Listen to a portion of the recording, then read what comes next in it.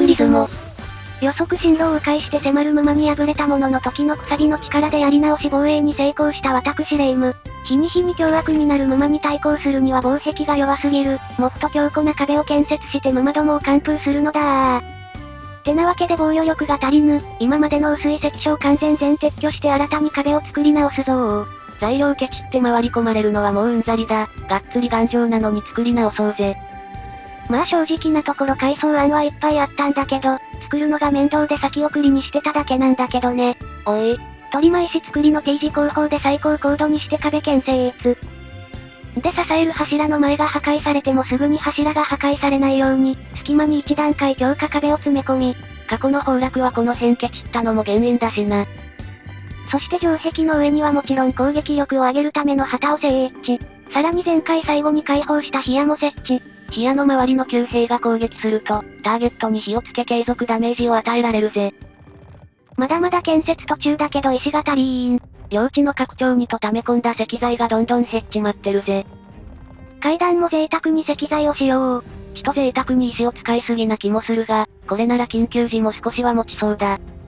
いやいやまだまだ贅沢に石を使うよ。前面は二重の2段階強化の壁だー。こりゃなかなか奮発したな。これなら馬どももそう簡単には破壊できないぜ。お次は箱根関所。先の馬の攻撃で落下して身動き取れない兵士がいるから、救出して移動させなきゃ。はいここ工事しまーす。移動してください。とりあえず少し修理するだけでいいかなとか思ってたらど忘れしてた事実を思い出す。なんか問題発生か？せっかく作ったけど薄い関所の壁やり直しだー。は？頑張って作ったのになんでだよ。壁作り直す時にまとめてやろうと思ってたことを思い出したんだよ。全部やり直すほどの事柄か。この世界石を高く積むことでピースの強度が上がるんだけど、実はそのピースの大きさでも強度が違うんだよ。例えば最高高度のこの3マス分の縦の石のピースだと、耐久は252。対して従来の最高高度の1マスのピースは、180しか耐久がないんだよ。マジかよ 1.4 倍も耐久値違うのか。それなら一番下のピースは3マスのやつにした方がいいぜ。だいぶ前から気づいてたけど作り直すの面倒で放置してたらすっかり忘れてたよ。おい。てなわけで一番下の段は縦長3マスに全部変更じゃあ。一度作り直しちゃえば今後のメンテはさほど面倒じゃないから今後はこれメインでいくであります。弱点としては縦一列で上まで作ると、一番下が壊されただけで上一列全崩壊することくらいか。二段目以降を横向きにしたりで回避できるけど、作り直すの面倒だから縦だけでいくよ。ズボラ建設。どやー、箱根関所も全撤去だー。新工法基礎縦長石工法でより強固な関所に生まれ変わるのだ。ちなみに横に長い石だと複数の馬の攻撃を受けるので、多分陥落するまでの速度が上がるので注意。作るの面倒だった階段のところも、解体。がっつり石造りにしちまおう。一番下に段差があるとガタガタした壁になるので、その辺は上の方で適当に調整。防御力に差は出ないが辛い地仕上げをする棟梁レイム。まあガタガタだと兵士も移動できないしね。足場部分の建設では設計図を使ったりもしております。よく使う階段なんかも登録しといた方がいいかもな。さすがにこれだけの大工事となると、石の消費量が半端ないや。溜め込んでた平積みの石が全部なくなった。とにかく残りの在庫だけで箱根関所を完成させねば。なんとか4マス分足場が確保できたぜ。旗や火矢でも地味に石材使っております。まあこれないと攻撃力足りないし致し方なし。さてあとは階段を作れば完成。って石材切れた。石材在庫、完全に終了です。石がないなら木材で作ればいいじゃない。こうして町一番の建造物だった足場タワーも綺麗さっぱりなくなった。なんとか大規模改修完了。資材足りてよかったよ。これで薄いと箱根の関所の防衛は安心だぜ。面倒だったけどこれで防御は万全のはず。荒井関所は今日一日の石の採取量次第で、修理か改修のどちらかしましょ。取り間壊された階段だけ直せよ。城壁の塀が降りられん。あいよ。そして塀を下ろし少し探索しようとしたら、目の前には大規模な肝虫の群れが。うわ、こんな目と鼻の先に肝虫の巣があったのか。死に戻りができるエリスちゃんでおとり作戦決行。主人公的なあれなのに扱いが雑。触れられたらやられるぞ。距離感を保って戦えギリッギリ無傷勝利。もうすぐ夜が来ます。目の前に石材が落ちてるのに拾う余裕はなさそうだ。さあ夜の肝虫退治の準備だ。今夜の襲撃予定地は薄井と箱根の両関所、強化した場所をピンポイントで狙ってくるか。わざわざ硬いところを狙ってくるとは、肝虫ども、舐め腐っておるな。いい感じに強化した次第じょ。てだー、すでに関所の横の無防備のところから侵入してきてるやないかーい。白霊霊夢渾身の一人突っ込み。こりゃやべえ。緊急事態発生、緊急事態発生、各部隊至急現場に駆けつけよう。城壁からの援護射撃もあるから、こいつらの処理はそれほど問題なくできそうだ。いや問題終わりだよ。このままじゃ今夜の波絶対ここから攻めてくるって。確かにこっちから攻められたら滅亡待ったなしだ。大至急ここに防壁を建造するぞー。荒い関所の修理用に貯めてた、今日すべての生産した資材を投入だ。資材ないのに困るよもう。さらに横にもちょびっと隙間があるのでこちらも封鎖だー。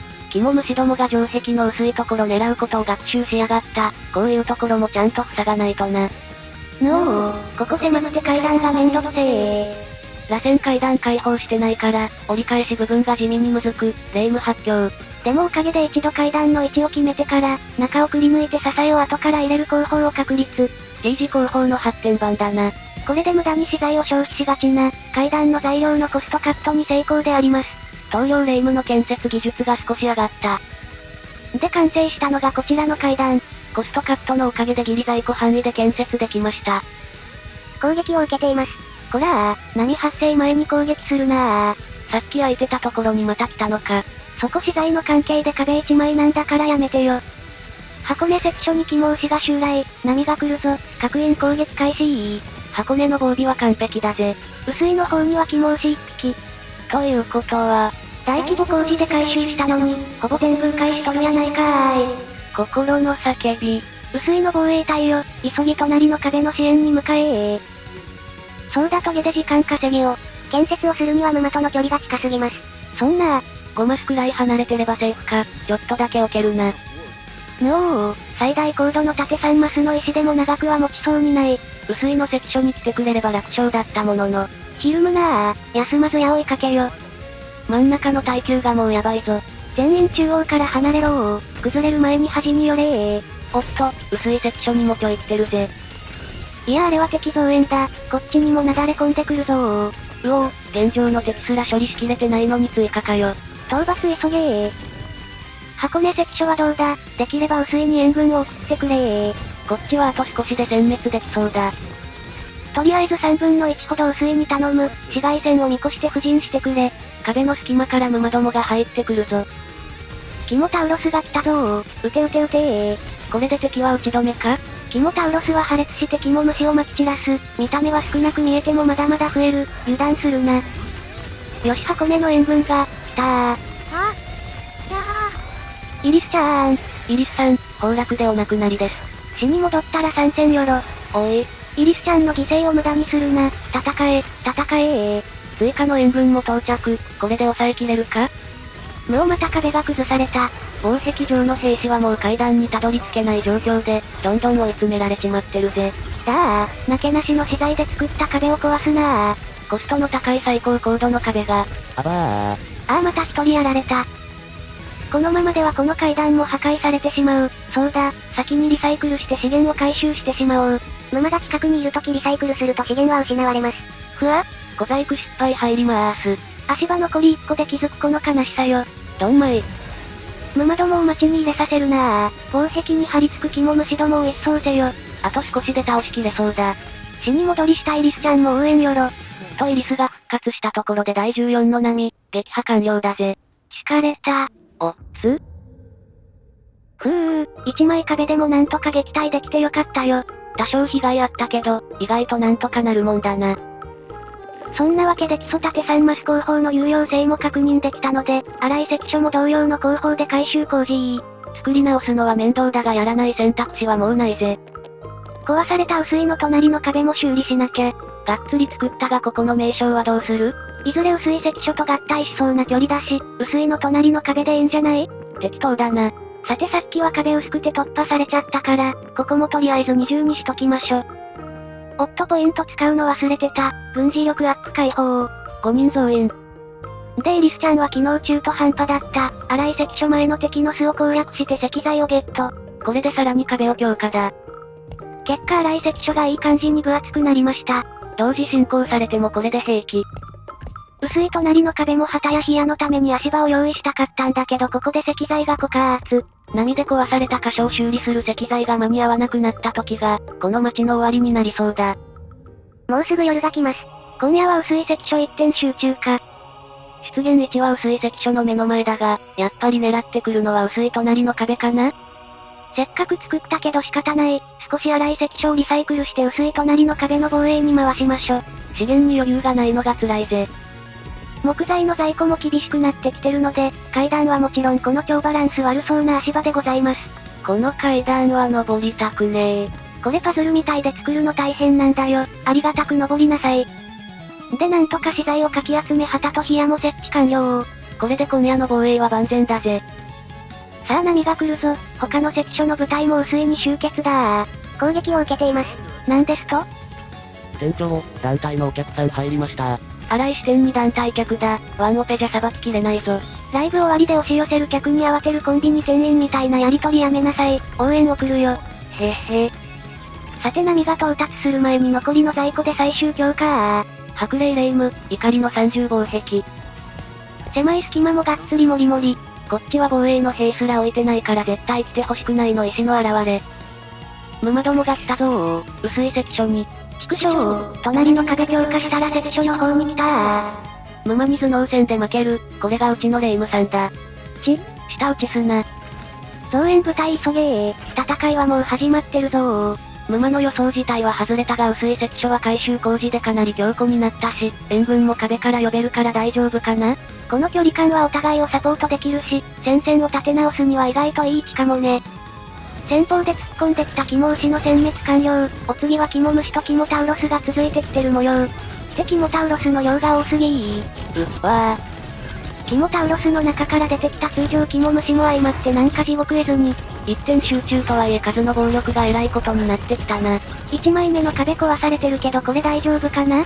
ちょい心配だ。肝タウロスは大体処理した。あとは出てきた肝虫の処理のみ。雑魚どもを蹴散らせー。2枚目の壁も一部壊されてもう足場まで来てるぞ。大規模工事で足場3マス後方に回収したのにここまで来るとは。あの工事やってなかったら、今回かなりの被害になってたかもしれんな。大惨事になる前にやっといてほんとよかったよ。だな。そして全ての駆除が完了。第15の波、生存でありまーす。被害は壁のみ、戦闘配備はミスったがいい感じに防衛方法が確立できたようだぜ。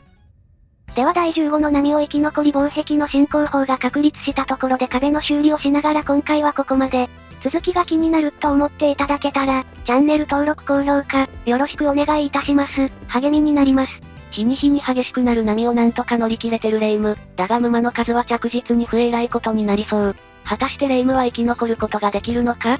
気になる方はチャンネル登録がおすすめなんだぜ。ではまたお会いできることを願って。じゃ、またねー。